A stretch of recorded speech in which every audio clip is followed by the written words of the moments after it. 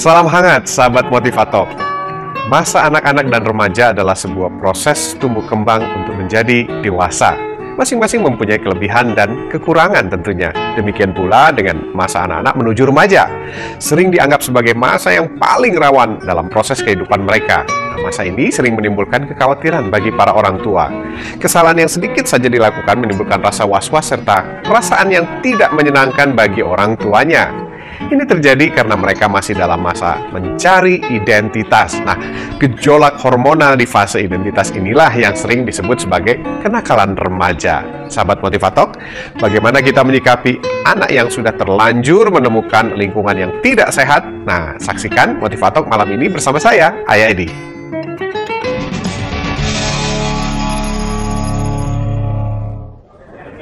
Halo, apa kabar sahabat motivator? Senang sekali motivator hadir kembali menemani Anda malam ini untuk menyajikan perbincangan santai yang tentunya penuh inspirasi serta motivasi bagi hidup kita. Saya Feni Rose akan menemani selama 1 jam ke depan, dan hari ini tema yang akan kita bahas yaitu bagaimana menyikapi anak yang sudah terlanjur berkenalan dengan lingkungan yang tidak sehat.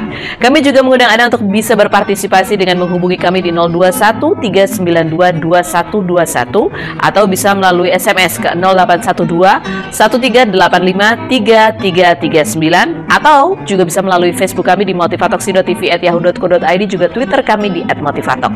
Nah, sudah hadir Ayah Edi di sini yang akan berbincang-bincang dan memperkaya wawasan kita sebagai orang tua. Apa kabar Ayah? Baik sekali, Feni. Temanya adalah menyikapi anak yang sudah terlanjur berkenalan dengan lingkungan yang tidak baik, tidak sehat. Tadi Ayah menyebutkan bahwa berkaitan dengan anak yang memasuki usia remaja, ada masalah hormonal di situ. Pengaruhnya apa sih sebetulnya gejolak hormon ini terhadap perilaku atau mungkin perasaan anak-anak kita, sehingga banyak yang kemudian kita sebut sebagai masa puber, masa yang mencemaskan, bikin was-was gitu Ayah. Ya, jadi begini. Kita harus pahami bahwa dalam setiap perkembangan anak itu ada unsur-unsur yang menjadi fokus oleh dalam dirinya untuk berkembang. Di fase pertama itu disebut sebagai fase batita.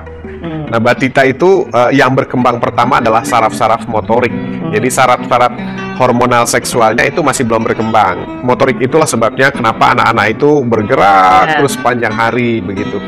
Sampai nanti usia dari 3 tahun ya, batita itu dipisahkan lagi menjadi balita. Nah, balita ini masuk namanya fase egosentris.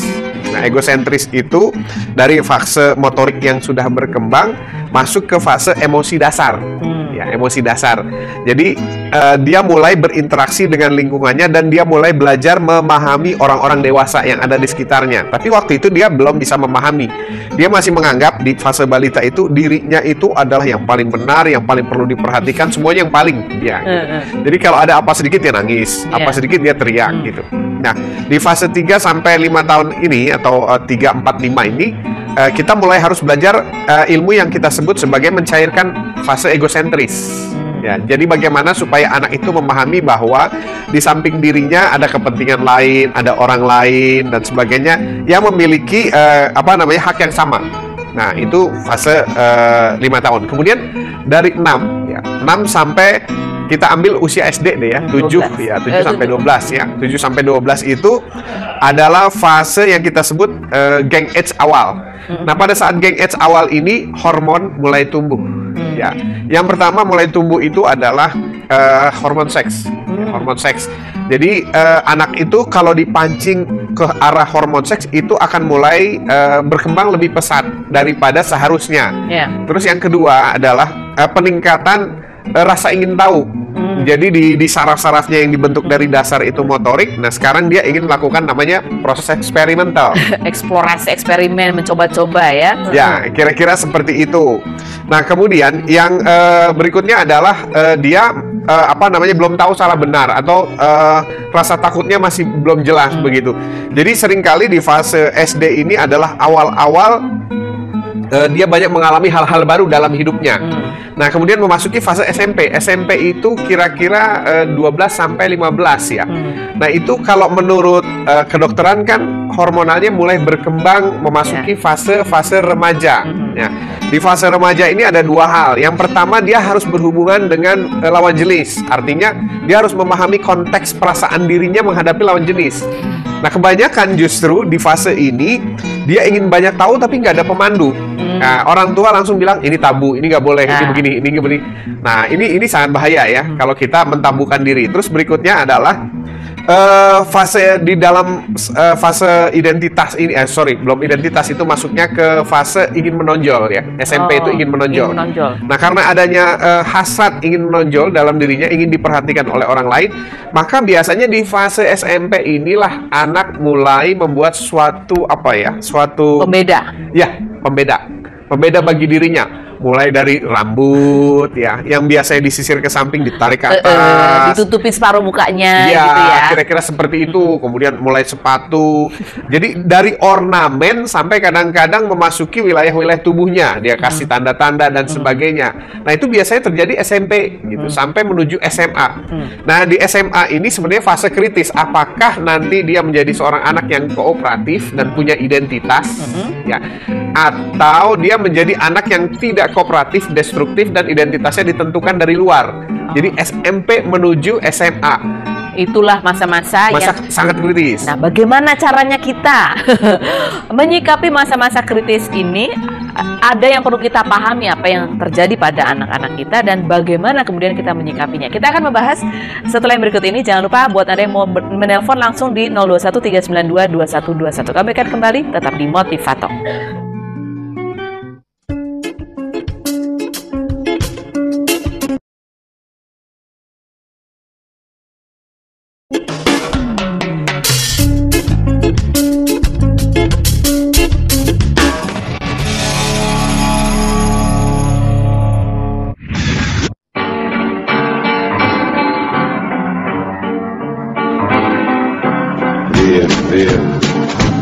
Vieni via di qui. Niente più ti lega questi luoghi, neanche questi fiori azzurri.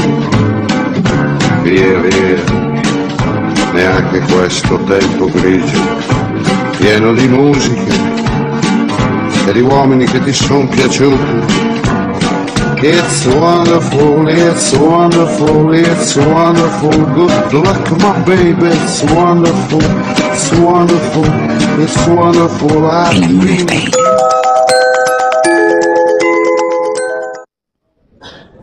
Itu tadi ya yang disebut ayah sebagai fase-fase ya. Kalau fase balita udah mulai ada cemburunya ya, ini selalu diperhatikan gitu. Kemudian fase meningkat lagi, SD juga berbeda, SMP berbeda, menjelang SMA tadi ayah sebut sebagai masa-masa yang masa kritis. Ya, SMP SMA. Sebagai pembentukan identitas. Nah, ini lalu yang tinggi berkaitan dengan lingkungan. Tadi ini tema kita hari ini adalah bagaimana menyikapi jika anak sudah terlanjur berkenalan dengan lingkungan yang tidak sehat. Ya, ini sebenarnya topiknya topik agak berat ya gitu ya. Karena biasanya teknik-teknik saya itu teknik preventive. Jadi pencegahan gitu. Jadi kalau kuratif itu memang takes time, satu. Terus yang kedua perlu keterlibatan orang tua yang amat sangat gitu. Jadi kalau sesuatu yang sudah terlanjur kan berarti kita repair. Repair itu nggak bisa anaknya sendiri yang di-repair. Jadi harus orang tuanya juga ikut di-repair. Gitu. Orang tuanya lah, lingkungannya harus dirubah. Jadi kalau misalnya nanti orang tuanya bisa nge-repair gitu hubungan baiknya, maka nanti lingkungan itu akan menjauh sendiri. Jadi kalau kita lihat dalam keluarga itu kita punya yang namanya ring. Ya, ring satu itu seperti orang-orang dekat presiden ya. Nah, orang-orang dekatnya anak kita adalah kita nih, adiknya, kakaknya, kemudian ibunya, bapaknya begitu, atau mami sama papinya. Nah, kalau ring satu ini akur, harmonis ya, kemudian mereka komunikatif, biasanya dia akan bermainnya di ring satu terus, dia betah di ring satu. Nah, begitu misalnya ini nggak baik hubungannya, orang tuanya nggak komunikatif dan anaknya tidak bisa berkomunikasi, mulai pecah dia ringnya. Nah, pecah ke ring 2. Ring 2 ini siapa? Ring 2 ini guru.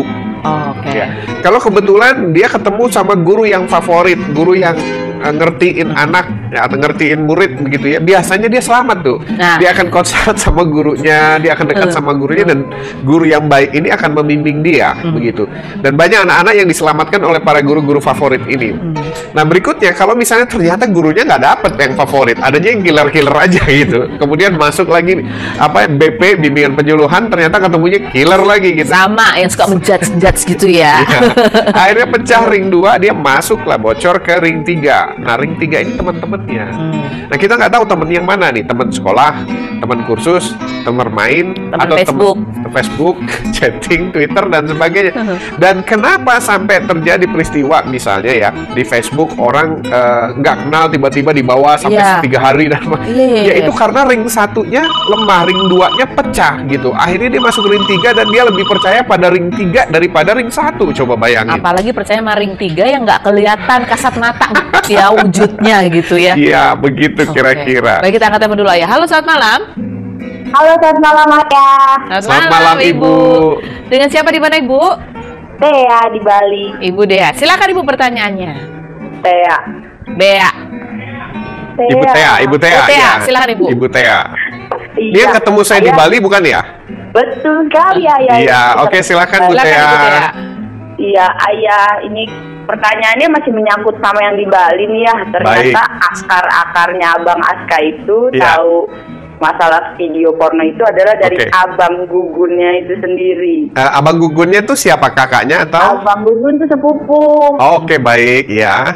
Udah gitu Abang Gugun ya, terus jadi yang mau saya tanya apa yang harus saya lakukan ke Abang Gugun ya. Iya. Dan berapa umurnya Abang Gugunnya? Umur Abang Gugun 12 tahun. Oke, 12 tahun ya.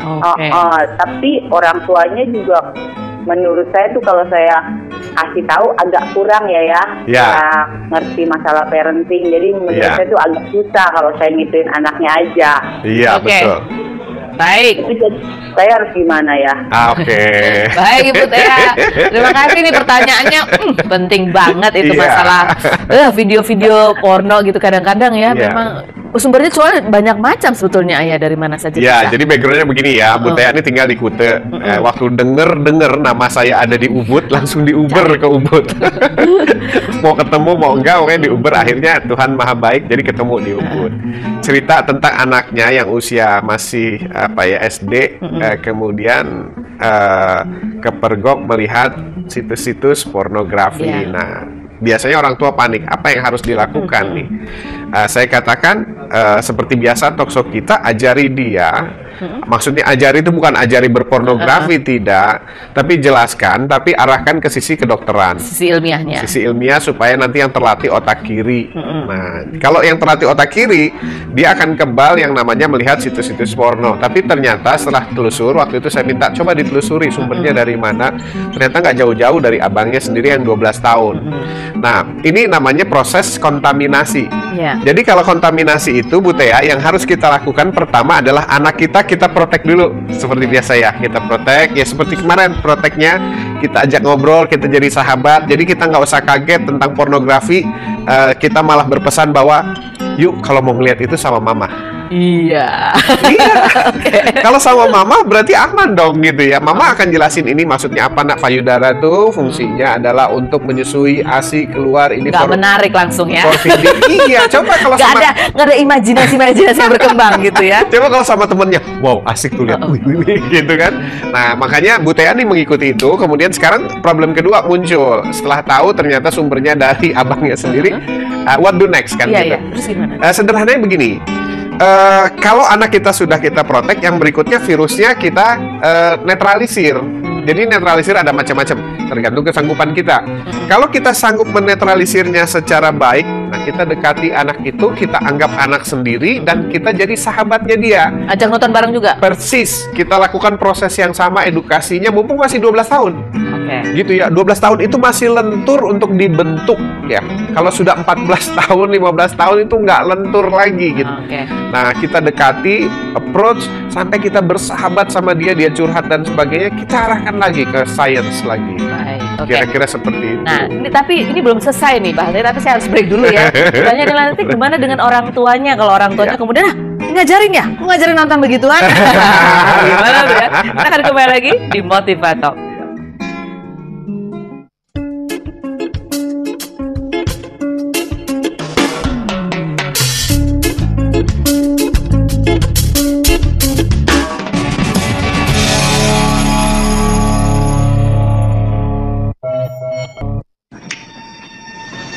Where were you 2 hours ago?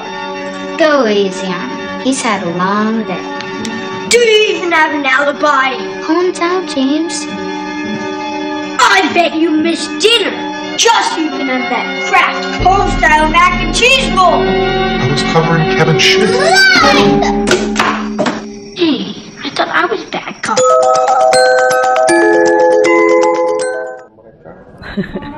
Tuh anak-anak juga suka drama ya, lebay gitu. Ini kita panik padahal sebenarnya mereka lagi ngayal lebih. Ya. Oke, kembali ke pertanyaan Bu Tea tadi.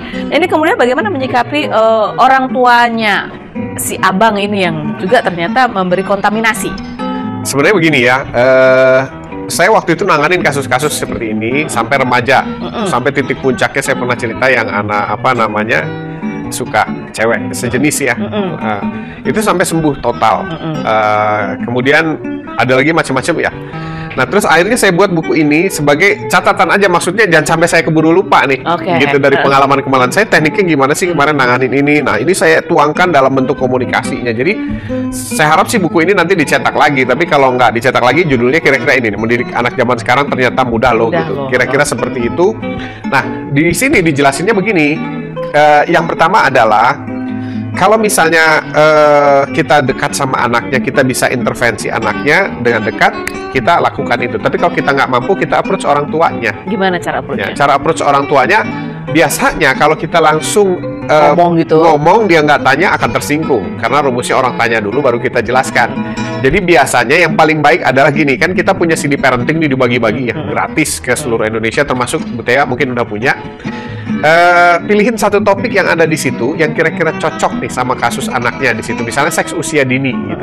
Nah terus dikopikan, dengerin ini deh, aku kemarin dengerin bagus banget loh, coba aja nggak apa-apa sekali-sekali coba gitu. Nah karena yang paling gampang itu orang ngedengerin, kalau baca tuh perlu effort lagi gitu. Makanya saya kalau mau ngasih buku, bener nggak dia suka baca nih, kalau nggak sayang gitu kan. Akhirnya kalau kita udah kasih CD dan dia mulai mau dengarkan, tertarik, baru kita bahas ada CD-nya. Terus gimana? Ada ini nggak? Ada ini nggak? Mulai kita pancing, baru berikutnya, di bukunya juga ada loh bagus.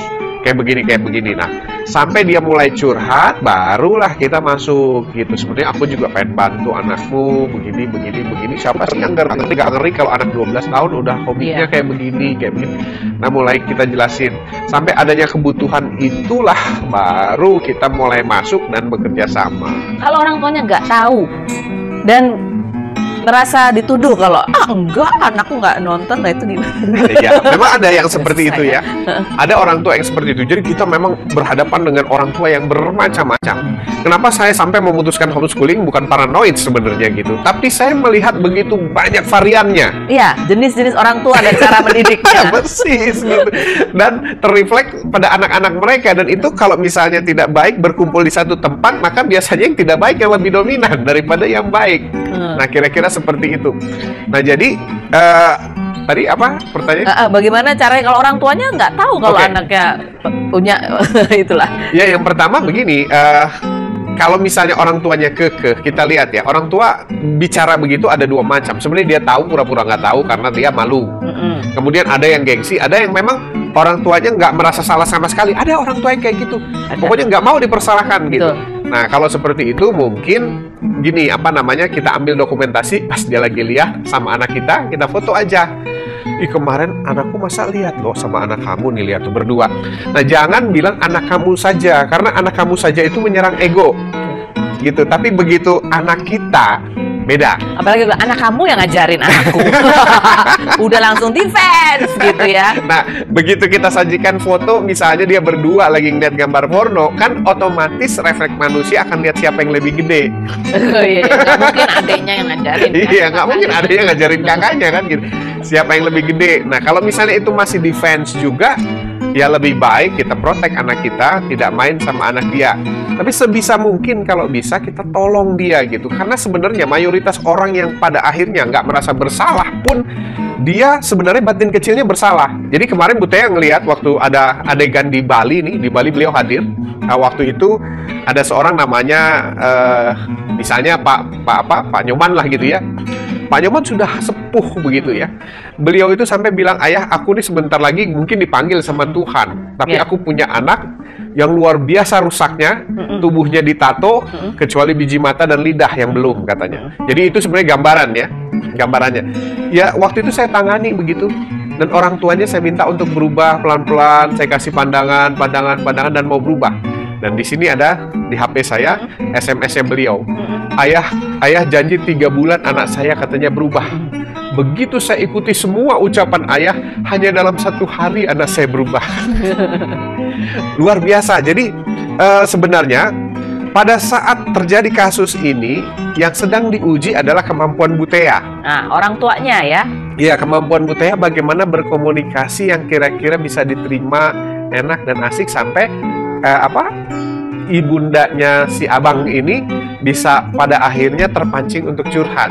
Oke, ya. Jadi jangan, memang ini sebuah proses gitu. Kadang-kadang niat baik kita kalau disampaikan dengan cara yang kurang tepat, hasilnya juga kurang maksimal. Yeah.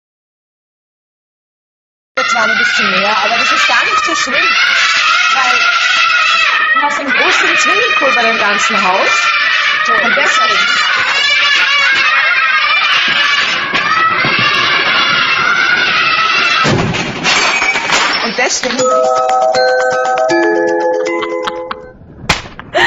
Aduh, sadis ya orang tua itu. Jangan-jangan kita juga seperti itu. Menutup sesuatu yang kita pikir itu masalah, padahal sebenarnya itu hanya menciptakan air bah. Ayo kembali masalah bagaimana cara menyikapi anak ketika sudah terlanjur berhadapan dengan lingkungan yang tidak sehat. Tadi Ibu Tia mencontohkan masalah pornografi. Kalau masalah yang kadang-kadang kita juga berhadapan dengan anak-anak yang peraturannya berbeda di setiap rumah gitu. Ada yang barangkali peraturannya itu kelihatannya loose, tapi itu juga menyimpan bom waktu tersendiri. Seperti misalnya ini cara sederhana, uang sakunya berlebih-lebihan gitu, sehingga dia bisa menghabiskan untuk. Jadi bagaimana caranya kita kalau anak kita terus kemudian terjebak dengan yang namanya borjuis, istilahnya harus beli barang-barang bermerek kayak gitu-gitu, Ayah. Baik, pertanyaan bagus, Bang. Jadi begini, kalau itu terjadi, maka saya biasanya menggunakan kalimat yang paling ampuh di dunia. Apa itu? Minta maaf. Maaf adalah kalimat yang mudah diucapkan, tapi sulit dilakukan. Apa sih tujuannya minta maaf? Tujuan minta maaf ini adalah untuk mengetuk pintu hati anak kita. Biasanya kalau anak melakukan itu artinya dia membandingkan orang tuanya dengan orang tua lain. Orang tua A, orang tua B, orang tua C. Gitu. Nah, kalau kita runut-runut sebabnya, yang pernah saya lakukan, misalnya Ferry coba tunjuk saya, tunjuk begini. Nah, itu lihat ya, satu jari menunjuk saya, sisanya ke sini. Gini, ke jempol. Jadi waktu kita menunjuk begini kan sisanya nggak ada ke kita. Artinya kalau kita sedang dibandingkan oleh anak anak kita sedang membandingkan kita dengan orang tua lain, artinya setidaknya kita pernah 3 kali membandingkan dia dengan anak lain. Misalnya Audi atau misalnya Wina gitu. Kenapa Wina nggak begini tuh, padahal ini bisa begini. Kenapa kamu nggak kayak itu?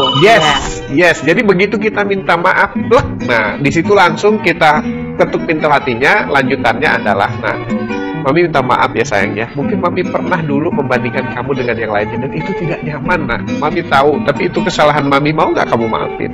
Masih ingat nggak kamu kapan aja? Nah, baru kita mulai setelah dia memaafkan kita tarik ke permasalahan kita yang dibandingkan. Kan kita udah mengakui bahwa itu tidak nyaman. Jadi dia juga merasakan bahwa itu tidak nyaman. Gitu. Oke, supaya jangan bandingkan ya. Jangan samakan lah. Halo, selamat malam. Halo, selamat malam. Selamat malam, Ibu. Dengan siapa, di mana, Ibu? Saya Meli di Depok, Mbak Feni. Ibu Meli, silakan pertanyaannya, Ibu. Gini lah ya, jadi saya punya 2 orang anak ya, yang besar 12 tahun. 12, oke. Yang kecil laki-laki 7 tahun. 12 dan 7. Dan untuk yang si kakak ini kan sekarang kita udah ngelihat pergaulan, udah pegang BB ya. Jadi isi di Facebook juga udah nggak bisa kita pantau, mesti yang aduh kakak jangan kayak gitu nggak bisa. Nah jadi adiknya tuh udah bisa niru, kok kakak boleh mas kayak gitu. Jadi yang Ibu pegang BB juga nggak? Kebetulan saya nggak suka yang sifatnya seperti itu. Jadi saya paling dengar dari teman saya, aduh Mel, anak kamu tuh gitu. Jadi kadang-kadang saya suka bingung gimana cara nasihatinya ya. Jadi yang dikasih taunya, paling mama yang kayak gini karena mama gaptek gitu. Oke, baik. Baik Ibu Meli. Gitu, makasih. Baik. Nah itu ibu-ibu lain protes karena anaknya pegang bebe. Jadi anak-anaknya ikutan minta. Gimana tuh ayah? Ya yang pertama begini, yang pertama adalah kalau misalnya anak kita pegang bebe itu pasti ada sebabnya. Sebabnya ada yang membelikan bebe ya. Siapa yang membelikan bebe itu pertanyaannya? Atau mungkin hadiah dari neneknya atau tantenya. Bisa loh. Ya, bisa ya, bisa seperti itu. Terus yang berikutnya adalah dari mana dia tahu bebe? Dari pergaulan. Siapa yang membiarkan dia bergaul dan sebagainya. Jadi sebenarnya kembali lagi kalau kita tunjuk anak kita yang salah, 3 menghadap ke kita. Nah, kenapa saya bilang begitu? Pada saat kita tahu bahwa pergaulannya begitu, berani nggak kita homeschoolingin? Kalau nggak berani kan yang 3 ini berarti nggak main kan? Gitu. Jadi terima saja. Nah sekarang kalau sudah kondisinya seperti itu, nah tadi bagaimana saya menasehati? Kata kuncinya adalah jangan pernah menasehati. Ini nggak akan suka dinasehati suami, dinasehati saya. Tapi manakala misalnya si anak itu curhat, nah kita misalnya dimintai komentar, kita berkomentar, baru dia suka. Berarti tekniknya itu. Yang kedua adalah jangan pernah menasehati, tapi cerita. Yes, masih ingat? Masih ingat. Cerita tentang diri kita, keburukan kita, kejelekan kita, kegaptekan kita, sehingga anak mulai simpati bahwa orang tua kita nih nggak sempurna dan sama juga ternyata sama kita. Begitu pacing namanya, begitu kita merasa sama dan anak merasa sama-sama kita, nah kita mulai, ya sayang mama emang gaptek. Kalau gitu ajarin dong, ada apa saja sih? Nah, dengan minta diajari oleh anak, kita tahu kontennya apa saja, gunanya untuk apa saja, di dalam BB itu apa saja. Kalau mama suka denger nih ya, yang maksudnya gambar-gambar itu apa ya sayang ya? Pengen tahu loh mama. Mama nggak marah. Nah kalau mama nggak marah, ya nggak marah. Nah kalau walaupun deg-degan tahan nih, supaya kita ingin tahu sejauh mana pengetahuan dia tentang itu. Kalau kita marah berhenti, kita nggak tahu seberapa dalam. Tapi kalau kita nggak marah, oh gitu ya sayang, oh gitu ya sayang, baru mulai proses komunikasi. Jadi dengan dia mengajari kita BB, kita tahu apa yang dilakukan dia, sekaligus kita komunikasi. Nah di dalam komunikasinya gunakanlah jangan nasihat, tapi pertanyaan. Misalnya gitu. Itu gambar kayak gitu emang bagus ya menurut kamu? Tanya aja gitu. Apanya sih yang bagus? Terus kalau misalnya mamah di tempat umum begitu dilihat orang, menurut kamu bagus? Jadi dipancing terus supaya dia punya empati, supaya emosionalnya kebangun. Jadi ditanya ya, jangan kita yang ngomong terus menasehati. Nggak laku Bu ternyata nasihat. Kita kembali lagi tetap di Motivator.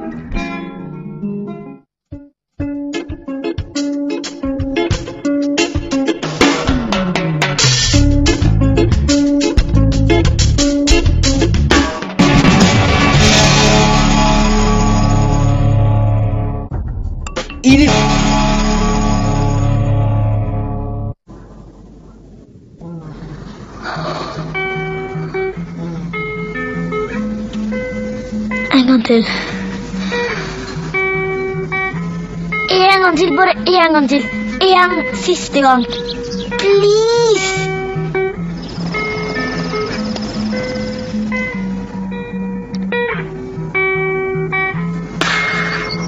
Bara en gång till. Setting fire to our insides for fun. Collecting names of whoever missing them. But I'm forever missing him.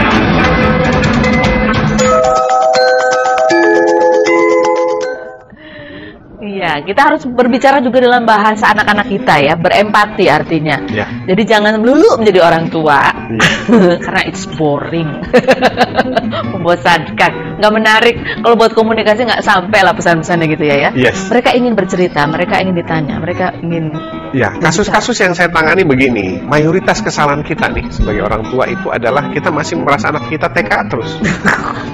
Kita memang betul ngebesarinnya dari baby, kemudian mulai playgroup, kemudian TK, begitu SD kita masih, tapi begitu SMP ke SMA itu udah nggak cocok lagi, harus berubah total. Jadi harus polanya peers, bersahabat. Jadi begitu SMP itu udah masuknya bersahabat. Kalau nggak bersahabat dia cari sahabat. Kira-kira seperti itu. Jadi karena kesalahan anaknya sudah SMP, kita pakai polanya TK, akhirnya anaknya avoiding, nggak mau dekat sama mama, nggak mau dekat sama papa. Akhirnya dia cari yang dekat lain. Nah makanya saya sekarang lagi berlatih di mempersiapkan anak saya naik ke SMP gitu. Ya udah ngobrol bareng, ini bareng dan sebagainya. Kalau ada apa-apa cerita itu gimana saya gini. Dan berusaha menahan emosi yang paling. Iya betul. Emosi dan komentar ya. Berat sekali rasanya. Baik, kita ketemu dulu ya. Halo. Okay. Halo, selamat malam. Halo, selamat malam. Selamat malam Bapak. Dengan siapa di mana Pak? Dari Mojokerto, Jawa Timur. Iya, dari Mojokerto. Pak siapa? Ya, Pak Gufron. Pak Sukron, silakan Pak Gufron. Pak Gufron, iya Pak Gufron, silakan. Selamat malam Pak Edi. Selamat malam Pak Gufron, monggo, silakan. Iya. Saya punya anak umurnya masih 9 tahun. Ya, oke. Tapi kecanduan game online di internet itu. Iya. Game online. Ya. Di rumah atau di warnet, Pak? Di warnet. Oh, di warnet mainnya. Iya. Tapi kalau nggak disuruh gitu ngamuk-ngamuk gitu. Iya. Marah-marah gitu. Iya. Baik. Itu sampai pusing saya. Akhirnya sekolahnya itu amburadul gitu. Iya, baik. Oke, baik. Iya. Baik, ya, terima kasih. Iya, baik. Terima kasih banyak. Minta solusinya ya. Baik. Gimana ya? Ya kembali lagi ke menunjuk tadi ya. Waktu kita mulai anak kita kecanduan game, kita baru sadar, wow kecanduan game. Jadi sebelum kecanduan kita kemana aja, gitu kira-kira gitu ya. Iya, kenapa nggak sadar? Itu kan proses kan, sampai orang kecanduan itu kan nggak langsung gitu. Ada prosesnya setahun, 2 tahun, 3 tahun. Nah selama ini kita kemana saja gitu. Atau malah jangan-jangan kita seneng, wah anak kita lagi main game tuh. Nggak ada yang ribut. Nggak ada yang ribut. Jadi kalau sudah kecanduan, udah terlanjur seperti ini. Yang pertama, tekniknya adalah substitusi. Orang dari rokok suruh berhenti merokok sulit, tapi begitu dia ada substitusi permen dulu, makan coklat dulu atau apapun untuk ngegayam, itu akan jauh lebih mudah. Jadi substitusi dari game online. Ya. Di warnet kita ganti menjadi game di rumah, kan lebih safe. Ya, kelihatan tuh mainnya apa. Persis, kalau di warnet kan dia tinggal pilih sesuka dia, tapi kalau di rumah kan kita bisa milih bareng-bareng. Jadi kita ubah dari warnet ke rumah dulu, kita tarik. Begitu kita masuk tarik ke rumah, mulai di rumah dikasih aturan main. Nah, mainnya jam berapa, boleh jam berapa sampai jam berapa. Nah kalau misalnya nggak dikasih ngamuk, biasa semua anak-anak begitu. Tuh, biarin Pak. Oke, salah ya. Nanti kalau misalnya dia ngamuk, pergunakan teknik-teknik yang saya tulis di buku Ayah Edi Menjawab, warnanya hijau Pak. Nanti cari di toko buku. Masih ada tuh, kemarin saya masih lihat tuh. Ya, Ayah Edi Menjawab, Bapak lihat di situ bagaimana menangani cara anak mengamuk. Nah, tidak diberikan game. Anak saya di rumah ada PS tapi aturan mainnya jelas. Hanya boleh main jam 4 sampai jam 5, itu setelah mengerjakan PR A, B, C, D, karena kami homeschooling Pak. Jadi justru adanya game di rumah itu membuat bonus yang luar biasa. Jadi dia mengerjakannya sekarang jauh lebih fokus, jauh lebih intens, dan jauh lebih cepat. Nah, nanti tekniknya di sini kalau saya jabarkan panjang, tapi intinya adalah begitu anak mengamuk, Bapak jangan terpancing emosi. Langsung cari tempat. Oke, nak, tempat mengamuk ada di sana. Nah, Bu Tea tahu tuh bagaimana saya menangani anak mengamuk di Bali. Oh, ada ya? Ada yang seperti itu. Bu Tea ini saksinya yang kemarin anak kecil itu sampai 1,5 jam ya, atau 2 jam yang kemarin saya cerita. Nangis, teriak-teriak sampai capek sendiri ya. Betapa kerasnya tuh. Iya, nah jadi seperti itu. Ini nak tempat kamu mau ngamuk, mau guling-guling di situ nggak apa. Tapi kalau kamu misalnya guling-guling sambil merusak barang destruktif, tempatnya pindah ke yang lebih mengerikan. Misalnya kamar mandi atau kamar tidur. Nah, dulu Dimas awalnya dari karpet. Nah, kamu boleh ngamuk tempatnya di karpet biru. Sekarang karpetnya masih ada. Nah, nanti habis dari karpet biru itu kalau misalnya kamu dia kan berusaha untuk menarik perhatian kita dengan merusak atau memegang sesuatu. Oke, kalau kamu megang tempatnya pindah, nak. Pindah ke kamar. Nanti kalau di kamar dia merusak lagi ke kamar mandi. Nah, terus kamar mandi atas. Dan alhamdulillah Dimas waktu itu cuma dari karpet pindahnya ke kursi, terus terakhir di kamar. Habis kamar nggak ada eskalasi lagi. Dia mulai kooperatif. Jadi setiap mau ngamuk, oke, sudah tahu ya tempatnya. Mau mana? Karpet? Iya. Atau kamar mandi belakang? Nah, kemudian di situ baru kita bilang bahwa kamu mau ngamuk, nggak apa-apa, asal jangan merusak. Nah, saya tunggu sampai selesai. Dan saya biasa tunggu. Dengan santai aja gitu. Udah selesai belum ngamuknya? Nah, nanti biasanya ngamuk itu akan turun, bergradasi. Dari misalnya awalnya sampai 1,5 jam, itu dia udah tahu orang tua ini nggak bisa nih. Nggak mempan ya. Mempan. Biasanya cuma 1 jam, kemudian turun 30 menit, dan sekarang akhirnya nggak ada ngamuk. karena ngamuknya. Ada adalah bagaimana saya ajari meminta maaf, mengendalikan emosi dan sebagainya, sampai akhirnya anaknya sangat kooperatif. Kami ada PS di rumah, kami ada game, kemudian kami ada gadget, kami ada semua, tapi semuanya sangat teratur. Semuanya ada aturannya. Ya, yang terjadi pada anak bapak dan bapak ini adalah bapak memberikan license atau izin untuk melakukan sesuatu tanpa membuat aturan. Nah, satu, tanpa membuat aturan. Dua, bapak, ya memang resikonya Pak, kalau anak nangis teriak-teriak kita harus sabar tuh. 1 jam, 1,5 jam, ya udah diladenin, tapi besok-besok bisa berkurang dosisnya sampai akhirnya jinak. Kita akan kembali lagi, masih ada satu segmen di Motivator. Jangan kemana-mana.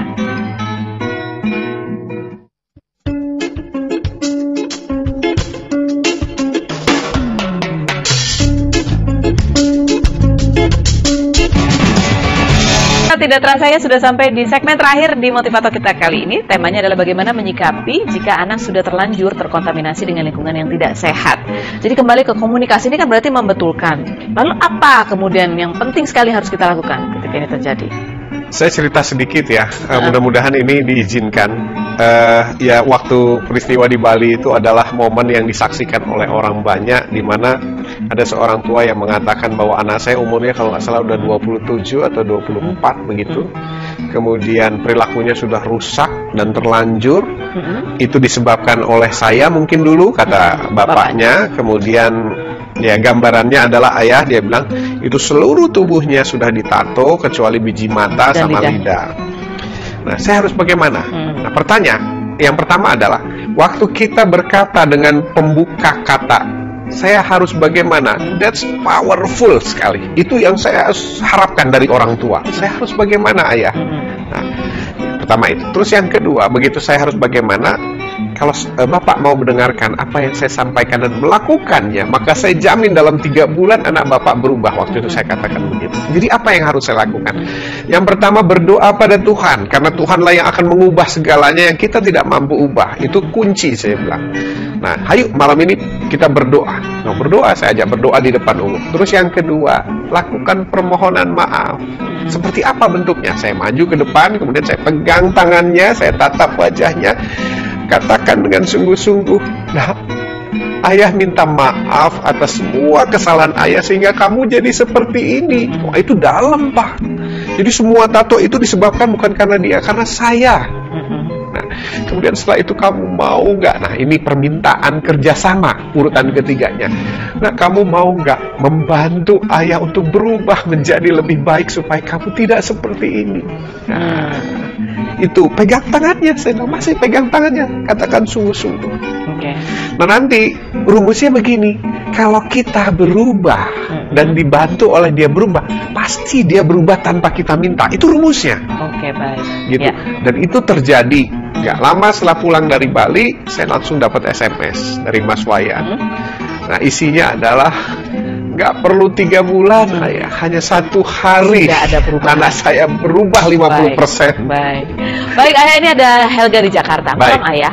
Apakah karena faktor orang tua yang usianya terlalu muda yang sering menyebabkan ketidakpedulian terhadap lingkungan anaknya? Muda ini berapa sih ya? 22. Oke. Ya. Oke.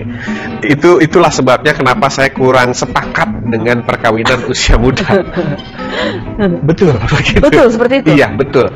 Karena begini ya, kita itu punya fase kebahagiaan. Namanya fase kebahagiaan. Waktu anak-anak, kebahagiaan kita beda. Waktu bayi, kebahagiaan kita ngemut jari. Iya, betul. Nah, terus waktu kita SD, kebahagiaannya beda. Coba diingat-ingat deh. SD kebahagiaannya beda, ngumpul-ngumpul bareng. Waktu SMP, kebahagiaannya mulai seneng-senengan. Iya. Kebahagiaan. Udah terima SMS. Iya, malu-malu dan sebagainya. Nah, SMA, kebahagiaannya beda. Lulus sekolah, kebahagiaan beda. Mahasiswa beda. Kerja beda.